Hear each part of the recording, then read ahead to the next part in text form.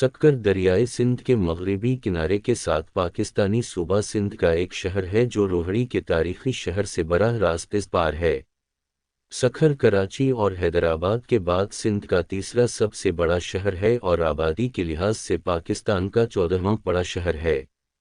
نیا سکر برطانوی دور میں سکر کے گاؤں کے ساتھ قائم کیا گیا تھا۔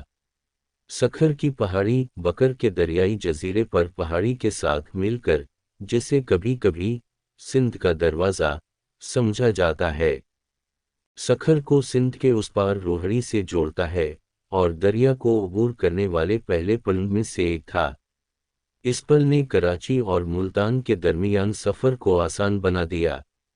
پل کو دریا کے پار پھیلے ہوئے ستونوں کی ایک سیریز کے بجائے دو بڑے پائلن کے ساتھ بنایا گیا تھا، اس طرح کے وسیع عریض دور کے لیے ایک جدید ڈیزائن۔ پل بھی دھات سے بنا تھا اور اس کا ڈیزائن غیر معمولی تھا۔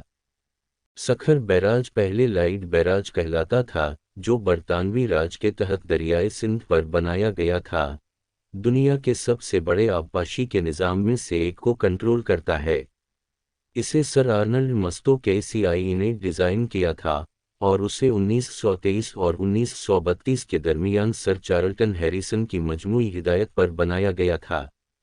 5001 فٹ 1524 میٹر لمبا بیراج پیلے پتھر اور اسٹیل سے بنا ہے اور تقریباً 10 ملین ایکڑ صفر 2 km کو پانی دے سکتا ہے۔ اس کی 7 بڑی نہروں کے ذریعے کھیتی باڑی کی۔ 1947 میں برٹش انڈیا کی تقسیم کے موقع پر سکر کا پرانا شہر تقریباً 10,000 رہائشیوں کا گھر تھا، جبکہ نیا سکر 80,000 کا گھر تھا۔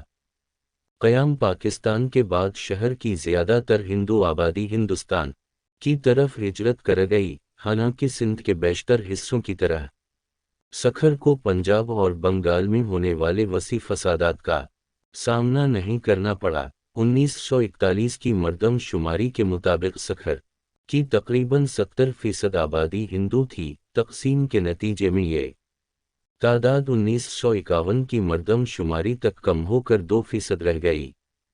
تاہم 1947 اور 1948 کے درمیان پورے سندھ میں 500 سے کم ہندو مارے گئے، کیونکہ سندھی مسلمانوں نے اپنے ہندو پڑوسیوں کے خلاف ہونے کی کالوں کی بڑی حد تک مزاحمت کی۔ 6 جنوری 1948 کو کراچی میں فسادات شروع ہونے تک ہندو سکر سے اجتماعی طور پر نہیں بھاگے تھے، جس نے سندھ کے ہندوؤں میں خوف پیدا کر دیا تھا، اس حقیقت کے باوجود کہ فسادات مقامی تھے اور ان کا تعلق پنجاب سے آنے والے سکھ مہاجرین سے تھا جو کراچی میں پناہ حاصل کر رہے تھے۔ ہندوستان سے آنے والے مسلمان مہاجرین سکر میں آباد ہوئے۔ سکر میں سندھ انڈسٹریل ٹریڈنگ اسٹیٹ 1950 میں قائم کی گئی تھی۔ ایوب پل 1962 میں بنایا گیا تھا اور یہ برطانوی دور کے لینڈز ڈاؤن پل کے ساتھ دریائے سندھ پر پھیلا ہوا ہے۔ 2010 کے پاکستان میں آنے والے سیلاب کے دوران شہر کو بڑے سیلاب کا سامنا کرنا پڑا، جس نے شہر کے بڑے حصے کو ڈوب دیا۔ سکر میں ایک بڑا زرخیز اور قابل کاشت اراضی تھا۔ خریف کے دوران چاول، باجرہ، کپاس، ٹماٹر اور مٹر کی کاشت کی جاتی ہے، جبکہ ربیع کے دوران اہم فصلیں گندم، جو، گراہم اور خربوزہ ہیں۔ سکر اپنی کھجور کے لیے دنیا بھر میں مشہور ہے۔ سکر میں دریائے سندھ کے ساتھ ساتھ ریورائن کا ایک بڑا جنگل بھی ہے۔ یہ اشنکٹبندیے جنگلات سندھ کے دونوں طرف حفاظتی پشتوں کے اندر پائے جاتے ہیں۔